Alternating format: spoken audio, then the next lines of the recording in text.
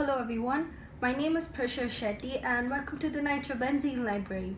These are some of the books summarizing on nitrobenzene, and if you like learning about this aromatic compound, then this is the right place for you. Let's begin. What is the IUPAC name and the common name of my molecule? So the IUPAC name of my molecule is nitrobenzene and its common name is oil of mirbane. This is the chemical structure of nitrobenzene and its molecular formula, that is C6H5NO2.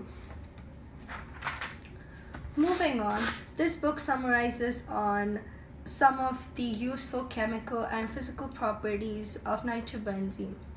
That is, nitrobenzene is a yellowish, oily, aromatic nitro compound with an almond-like odor.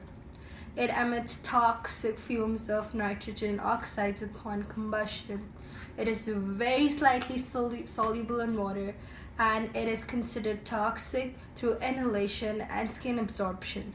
Also, what is the molecule used in and why?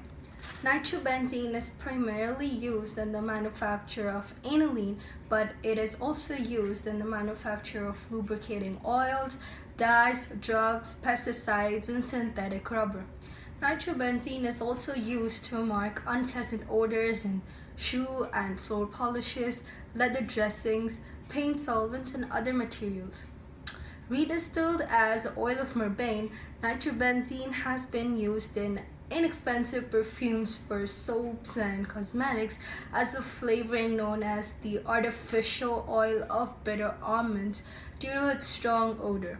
Early in the 20th century, nitrobenzene had some use as a food additive, which was a substitute for almond essence, as well as extensive use as a solvent in various products, including boot polish, inks used for stamping, hospital baby diapers, and several disinfectants. So there was a significant potential for public exposure at that time. Now it is considered too toxic for such applications. Moreover, what is the impact of this molecule on the environment? Nitrobenzene can be released in water during the manufacturing processes. Only populations in the vicinity of manufacturing activities and petroleum refining plants are likely to have any significant exposure to nitrobenzene. However, people living in and around abandoned hazardous waste sites may also have potential for higher exposure due to possible groundwater and soil contamination. High-level exposure to nitrobenzene is classified as toxic to wildlife, particularly aquatic life. Nitrobenzene appears to be toxic to bacteria as well and may adversely affect the sewage treatment facilities if present in high concentrations in effluent. However, it breaks down quickly in the environment, so only very large releases resulting from an accidental spill, for example, are likely to cause harm.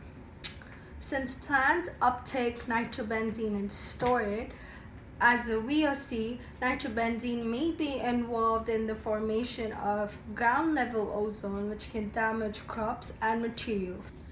Furthermore, this book summarizes on whether nitrobenzene has any health effects.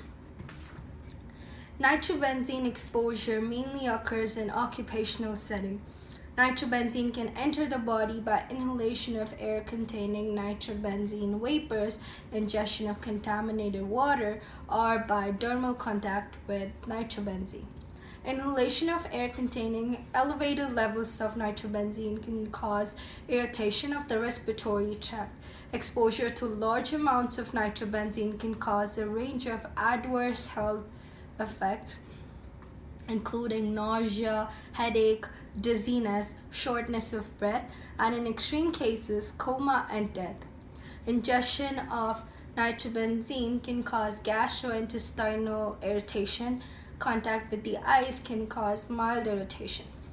The International Agency for Research on Cancer has designated nitrobenzene as a possible carcinogen. However, exposure to nitrobenzene at normal background levels is unlikely to have any adverse effect on human health. Lastly, this book summarizes on the greener alternatives on nitrobenzene. After the November 13, 2005 incident in China that released a large amount of nitrobenzene in the Songhua River, releases of nitrobenzene are controlled through the UK Pollution Prevention and Control Regulations. As the VOC, levels of nitrobenzene in air are also controlled through the UK National Air Quality Strategy. In addition to it, reductive reactions of nitroaromatic compounds using metallic iron has been reported in the feasible alternative for the formation of less toxic and more degradable products. Iron-rich waste has been tested from electric furnace dust to convert nitrobenzene into aniline. Thermal reduction of electric furnace dust under hydrogen at 500 degrees Celsius gave a material with about 56% iron zero and 21% iron oxide. This material allowed to decrease 86% of nitrobenzene during the conversion of nitrobenzene into aniline.